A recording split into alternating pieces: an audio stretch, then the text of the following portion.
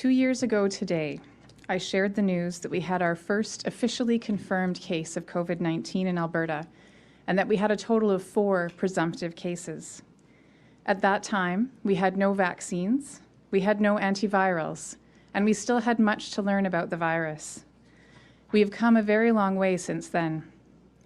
What we've seen over the past 2 years is extraordinary. The speed of identification and sharing of new information on this virus has been without precedent. Along with others around the globe, we have continually used the latest research and findings to translate into best practices. We no longer need to respond to COVID as the biggest health threat we collectively face, and yet we still need to mitigate its direct impacts. This might seem contradictory, and this is part of why finding our way forward is so hard. We need to be able to hold 2 realities at the same time. One is that COVID is still a threat to take seriously, and the other is that the COVID population risk has been reduced, and we can move to seeing COVID as one risk among many, one we cannot fully eliminate, but that we can manage. New daily admissions have dropped almost every day for over a month since they peaked on February 7th. All this data, combined with high levels of vaccine protection in Alberta, confirms that it was the right time to transition our response to COVID-19.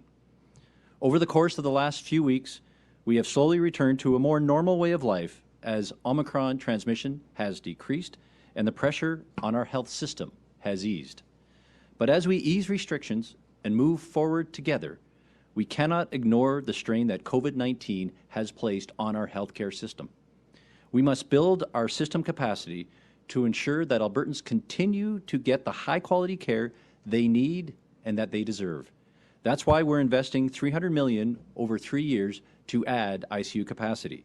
Today, I have directed AHS to rescind its immunization of workers for COVID-19 policy effective March 10th at 4 p.m. This directive covers employees of AHS, its subsidiaries and Covenant Health employees, members of the medical and midwifery staff, students and instructors, volunteers, and applicable contracted service providers, including those working on AHS sites and separate providers under contract. This change is in line with policies in other jurisdictions, including Manitoba and Quebec. As of 4 p.m. tomorrow, AHS will no longer require currently unvaccinated employees to do mandatory rapid testing. Employees on a leave of absence due to immunization status should work with their managers to determine their return date.